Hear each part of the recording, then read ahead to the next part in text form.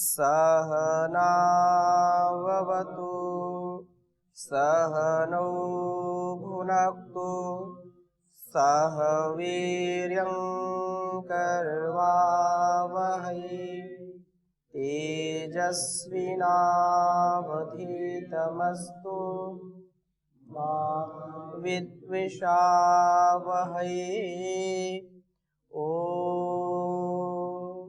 शांति शांति शांति। वैदिक जीवन पद्धति की 155वीं कक्षा में आप सबका हार्दिक स्वागत है, अभिनंदन है। और यह क्रम बहुत ही आबाद गति से, बहुत उत्साह के साथ हम स्वाध्याय कर रहे हैं।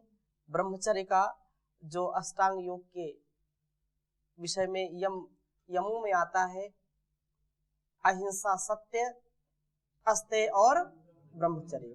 तो ब्रह्मचर्य का ये क्रम हम बहुत ही अच्छे से इसका स्वाध्याय कर रहे हैं। बहुत हर्ष और उल्लास हो रहा है, हमारा खून इससे बढ़ रहा है, क्योंकि ब्रह्मचारी यदि ब्रह्मचर्य सूक्त का, ब्रह्मचर्य गीत का आनंद ना ले तो फिर कौन लेगा। तो जो ब्रह्मचर्य की कामना करते हैं, जिनके जीवन में ब्रह्मचर्य है, उनके लिए तो यह अमृत के समान है। आगे बढ़ने से पहले आप में से किसी का कोई प्रश्न हो पिछली कक्षा में, आप पूछ सकते हैं। ओम स्वामी जी। ब्रह्मचर्य के लिए व दूसरे भी जो अस्तेय इत्यादि है, मन ही सभी दोषों का कारण है, वो शुभ अशुभ का भी, सुख दुख का भी कारण है। तो मन को यदि संयम कैसे किया जाए, जैसे ब्रह्मचर्य के लिए भी जरूरी है, तो इसके बारे में थोड़ा दृष्टिपात करें। तो ये बहुत बार बताया गया है कि मन को वैराग्य से, विवेक और वैराग्य से इसको नियंत्रित करते हैं। अभ्यास और वैराग्य से। चंचलम ही मना कृष्णा, ये चंचल मन मानता नहीं है। वायु के समान मन बहुत चंचल है, परंतु इसको नियंत्रण करने का उपाय भगवान कृष्ण कहते हैं, अभ्यासेन तु कौन्तेय वैराग्येण च गृह्यते। अभ्यास, विवेक वैराग्य से, अभ्यास से इस मन को आप नियंत्रित कर सकते हैं, और कोई उपाय नहीं है। जितना जितना आपके अंदर विवेक बढ़ेगा, उतना उतना धीरे धीरे वैराग्य बढ़ेगा, और वो सतत अभ्यास चलता रहे।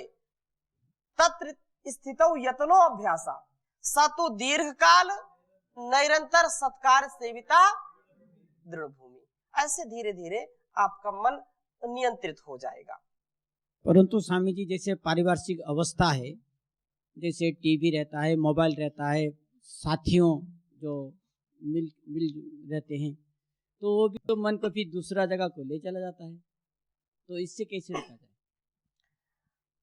इस संसार को जब तक आप छोड़ के नहीं जाएंगे, तब तक तो किसी न किसी के साथ रहना ही रहना है।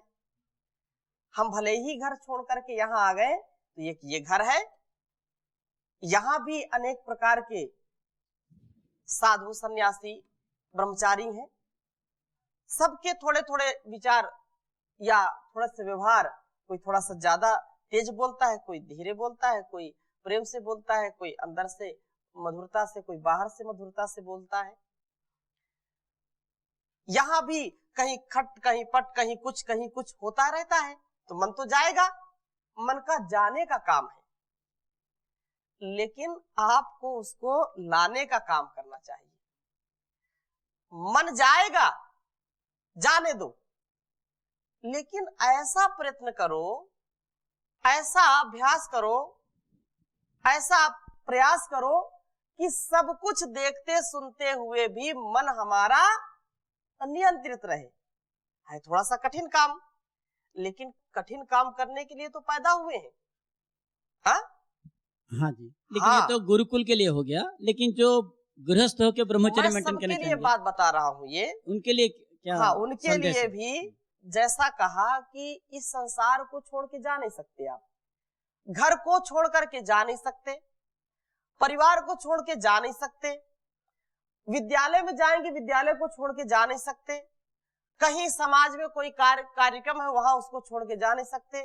हर जगह स्थिति बहुत दयनीय है, लेकिन उस दयनीय स्थिति में भी अपने आप को कैसे संभाल के रखेंगे, तो वह है ईश्वर के जो है चरणों में समर्पण कर देना, अपने आप को समर्पित करके उसका ध्यान करते रहना, विवेक के द्वारा व्यवहार करना, संयम के द्वारा व्यवहार करना।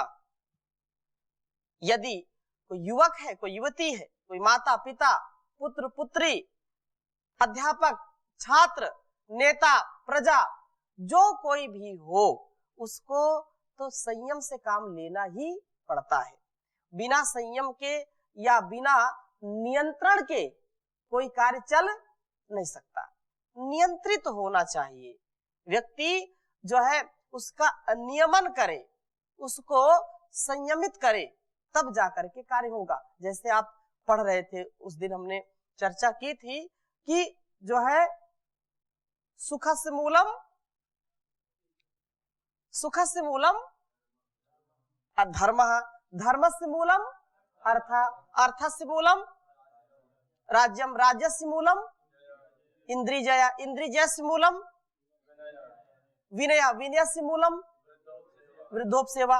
ये सारी जो स्थितियां हैं वो एक दूसरे से जुड़ी होती हैं। वो जब व्यक्ति क्रमिक विकास करता है, क्रमिक उसको ज्ञान प्राप्त होता है, तो निसंदेह वो स्वयं, चाहे वो एक ब्रह्मचारी के रूप में हो, चाहे सन्यासी के रूप में हो, चाहे गृहस्थी के रूप में हो, चाहे विद्यार्थी के रूप में हो, जब उसको समुचित ज्ञान मिलता है तो वह संयमित होता है। और संयमित व्यक्ति, चाहे आप बोल रहे हैं कि मोबाइल प्रयोग करते हैं या टीवी के सामने बैठते हैं या साथियों के साथ बैठते हैं, तो कुसंग आता है, इससे मन चंचल होता है, कोई बात नहीं, होगा। और जैसी चाहना करेंगे वैसा वैसा उसको जो है वातावरण मिलता जाएगा। यदि वातावरण उसको अच्छा मिला है तो अच्छा बनेगा, और उसको लगता है कि यह वातावरण ठीक नहीं है तो उस वातावरण से वो बहुत जल्दी कहीं अपना स्थान बना लेगा। ठीक है, और अगला कोई प्रश्न? जी ओम स्वामी जी। जी, ब्रह्मचारी कमल के फूल की तरह तो बन सकता है ना, कि कीचड़ में कमल होता है, कांटे भी होते हैं, लेकिन फिर भी उसमें खुशबू रहती है। कमल के फूल का तात्पर्य कोमलता भी है। ब्रह्मचर्य का पालन करने वाला व्यक्ति तो जब उसका मुखमंडल देखेंगे तो बहुत श्रद्धा होती है। पीछे के मंत्र भी पढ़े, आगे भी पढ़ेंगे। जो ब्रह्मचारी होगा, देखो एक शारीरिक जो ढांचा है उस पर नहीं जाते। कई लोग बोलते हैं आप ब्रह्मचर्य की इतनी व्याख्या करते हैं और ब्रह्मचारी तो ऐसा होता है, ऐसा होता है, तो फिर इसका मतलब जो दुबले पतले हैं, छोटे हैं या नाटे, वो ब्रह्मचारी नहीं है, या वो ब्रह्मचर्य का पालन नहीं करती। इसका मतलब जिसके चेहरे पर विशेष तेज नहीं, ब्रह्मचारी नहीं है वो, ऐसा नहीं। कुछ ऐसी चीजें माता पिता से मिल जाती हैं जिसको वह चाह करके भी हटा नहीं पाता। हाइट की बात करें, रूप रंग की बात करें, तो अनेक प्रकार से उसका ढांचा है, अलग अलग दिखाई पड़ेगा। परंतु चाहे व्यक्ति गोरा हो, काला हो, पतला हो, मोटा हो, नाटा हो या बड़ा हो, अनेक प्रकार से होंगे, लेकिन उसके चेहरे की जो छवि है, जो उसका मुखमंडल है, उसमें जो आत्मविश्वास होता है वो अलग ही होता है। एक बात तो ये हो गई। दूसरी बात, आप जिस संदर्भ में पूछे हैं उसमें जो जयशंकर जी ने प्रश्न पूछा था, उसी से आपके मन में बात आई है संभवतः। जो ब्रह्मचारी होता है इस संसार में, जैसे संसार को एक दलदल समझ लीजिए, कीचड़ समझ लीजिए, और उसमें जो ब्रह्मचारी होता है वह जैसे कीचड़ में कमल खिलता है, उसके ऊपर कोई कीचड़ लगता नहीं है, उसके ऊपर कोई पानी की बूंद टिकती नहीं है। तो ऐसे ही ब्रह्मचारी बीच में भी रह करके बहुत उत्तम जीवन जीता है। मैंने पहले भी इस बात को कहा, ऐसे अनेक गृहस्थ हैं, अनेक ऐसे पति पत्नी हैं जो घर में रहते हैं, पूरा परिवार उनके साथ रहता है, फिर भी इतने संयम के डोर से बंधे होते हैं कि बहुत ही संयमित उनका जीवन है। सब कुछ देखते हुए, सुनते हुए, अपने उत्तरदायित्वों का निर्वहन करते हुए, सब कुछ सुलभता के बावजूद भी वे कभी इंद्रियों की गुलामी नहीं करते। तो ऐसे लोग श्रेष्ठ बनते हैं, ऐसा जीवन जीना चाहिए। जी आगे। इसमें 3 संविदा के जो बारे में आया है, जी थोड़ा इसको और विस्तार रूप से बताइए। इसमें विस्तार तो जितना किया है उतना तो बताया ही हमने। इतना विस्तार से बताया कि 3 संविधाओं का जो महत्व है, उसमें जैसे एक आप उसको पृथ्वी, अंतरिक्ष और देव समझ लीजिए, उसके लिए, और स्थूल संसार, सूक्ष्म संसार और दिव्य संसार। फिर दूसरी बात क्या कही, ज्ञान है ना, संसार का ज्ञान, और इस शरीर, मन और आत्मा का ज्ञान, ये भी एक विस्तार ही तो है। और भू, भुवः, स्वः, अग्नि, वायु, आदित्य, प्राण, अपान, व्यान, इनका एक प्रतीक है, और उन प्रतीकों से हम कुछ सीखते हैं। वैसा जीवन हमारा बने, दिव्यता से हम युक्त हो, वैसे लक्ष्य की प्राप्ति हो, इसलिए इन 3 ज्ञानों की जो है प्राप्ति अवश्य करनी चाहिए। और किसी का कोई प्रश्न? जी ओम स्वामी जी, आपने स्वामी 3 बल बताए, एक शारीरिक, एक बौद्धिक और आत्मिक। जी जो समाज के लोग हैं वो दोनों बल तो बढ़ाते हैं, जैसे बौद्धिक और शारीरिक, और आत्मिक बल नहीं बढ़ाते। कि आत्मिक बल कौन से साधन से बढ़ता है कि जो हमारा जीवन है उच्च प्रवाह में बढ़ सके? बहुत अच्छा प्रश्न है। शरीर के बल बढ़ाने के लिए लोग बहुत अनेक प्रकार से उपाय करते हैं, दौड़ भी लगाते हैं, जिम जाते हैं, दंड लगाते हैं, और अब तो ऐसी कंपनियां हैं कि बड़ी बड़ी जो है कैप्सूल बनाते हैं, कि जो है इसको खा करके व्यक्ति पूरा जो है बलिष्ठ बन जाए, शरीर मतलब ऐसा वज्र के समान दिखाते हैं।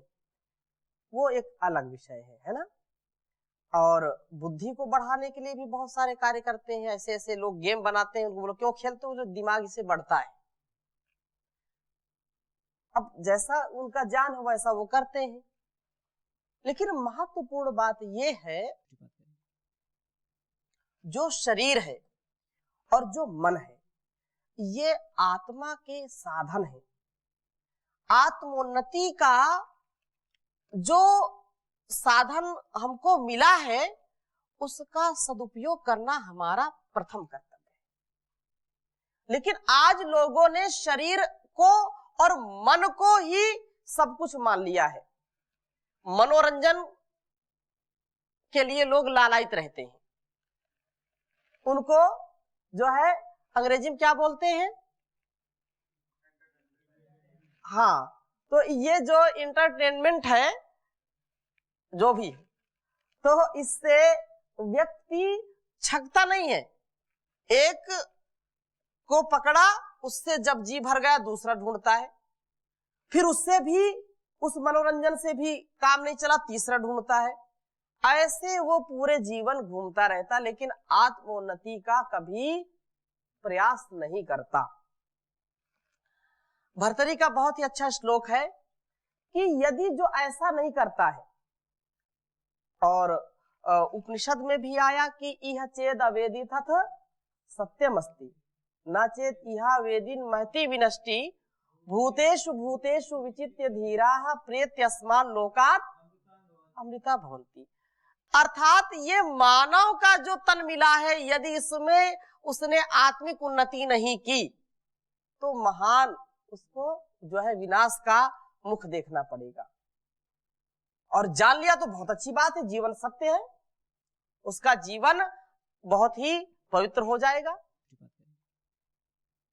इसी बात को यह श्लोक भी कह रहा है, यावस्वस्थमिदं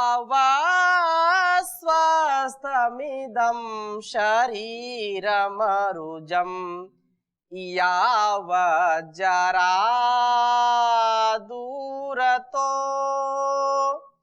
यावच्चेन्द्रिय शक्तिरा प्रतिहता यावक्षयो नायुषः आत्मा श्रेयसि तावदेव विदुषा कार्यः प्रयत्नो महान् संदीप्ते भवने तु कूप खननम प्रद्योद्यमः कीदृशः। यह शरीर जब तक स्वस्थ है, जब तक इंद्रियों में कार्य करने की शक्ति है, जब तक इसमें रोग नहीं आते हैं, जब तक बुढ़ापा नहीं आ रहा है, सब इंद्रियां ठीक ठीक काम कर रही हैं, तब तक मनुष्य को चाहिए कि अपने आत्मोन्नति का उपाय करे। ये बहुत महान कार्य है, आत्मोन्नति करना बड़ा महान कार्य है, और जो ऐसा नहीं करता है तो महान विनाश हो जाएगा। अगली पंक्ति में कहा कि कोई व्यक्ति आराम से चैन से सो रहा है और उसके मकान में आग लग गई। आग लग गई तो वो कहता है चलो आग लग गई कोई बात नहीं, कुआं खोदो जल्दी से, कुआं खोद करके आग बुझाएंगे। तो ऐसा पुरुषार्थ काम में आएगा क्या? उसके कुआं खोदते खोदते ही घर तो बिल्कुल राख हो जाएगा। इसलिए ये जो लोग मोह और इस संसार के विषयों के प्रति बिल्कुल मदमस्त हैं, ऐसे लोगों का जीवन ऐसा ही होता है कि जैसे किसी घर में आग लग गई और बोलेगा कुआं खोदेंगे। देखा जाएगा, आत्मोन्नति कर लेंगे, फिर अभी तो ऐश करो, पिब भूख रमस्व, खाओ पियो मौज करो। ऐसा लोगों का जो कथन है वे जीवन में कभी उन्नति को प्राप्त नहीं हो सकते। तो ये जो 3 प्रकार का ज्ञान है ये हमारे जीवन में उतरे तभी हमारा कल्याण है, नहीं तो कल्याण हो नहीं सकता। जैसा हम जानते हैं वैसा माने और वैसा जीने का प्रयास करें। तो ज्ञान के विषय में बहुत ही उत्तमता के साथ एक श्लोक मैं आपके समक्ष रख रहा हूं, क्योंकि यदि ज्ञान है और क्रिया नहीं है, जैसा जाना वैसा कर नहीं रहा है, तो फिर उस ज्ञान का कोई लाभ होने वाला नहीं है। तो इस श्लोक को आप लिख लीजिए, बहुत अच्छा लगता है मुझको, आप भी इससे प्रकाशित होंगे, प्रभावित होंगे।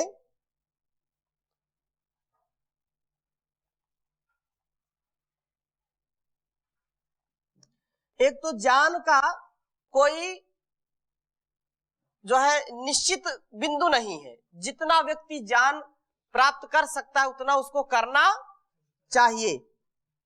और हतम ज्ञानम क्रियाहीनम, लेकिन ज्ञान है लेकिन क्रिया नहीं है तो फिर कोई लाभ नहीं है। लिख लीजिए,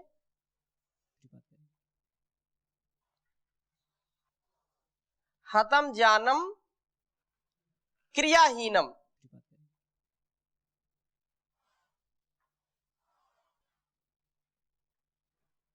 हतम ज्ञानम क्रियाहीनम हताश्चा अज्ञानिनो नरः।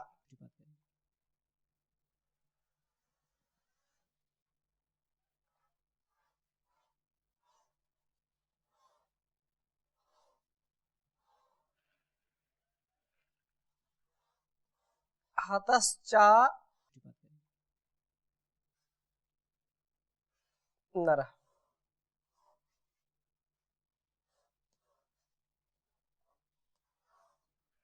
और आगे कह रहे हैं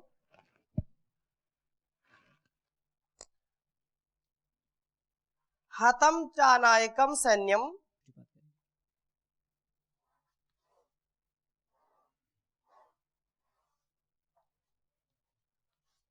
ठीक है, फिर से एक बार ले लेने इसको।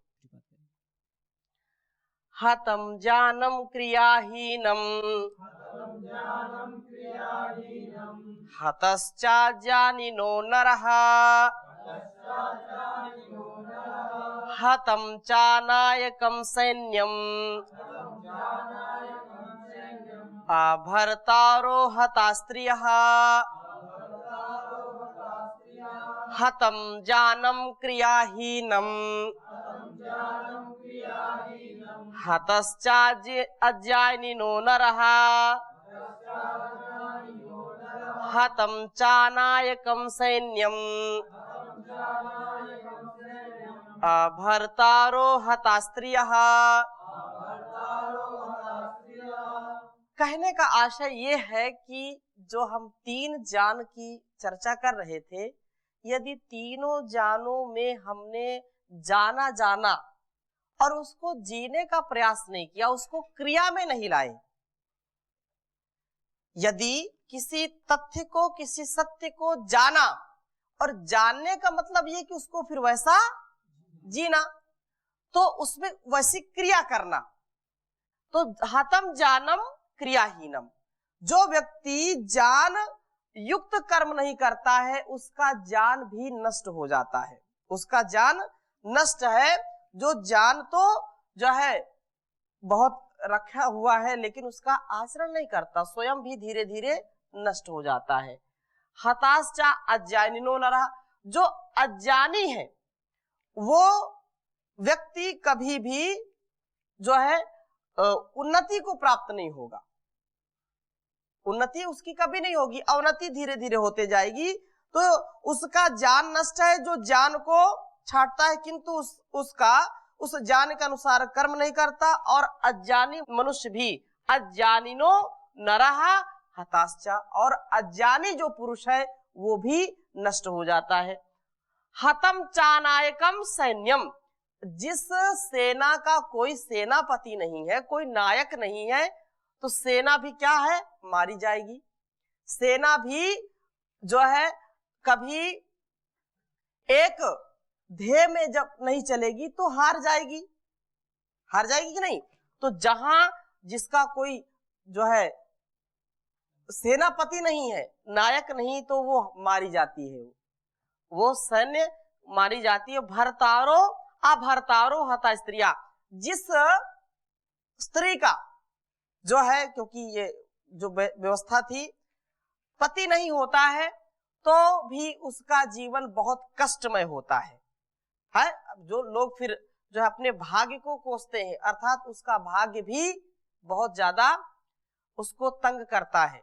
यद्यपि जो शीलवान होती हैं जो माताएं, यदि पति भी नहीं है तो भी वे अपने पुरुषार्थ से, अपने पराक्रम से, अपने जो है मेहनत से अपने जीवन को अच्छा करती हैं। तो आज यही पर विराम करते हैं, शेष चर्चा हम अगली कक्षा में करेंगे। ओम शांति शांति शांति।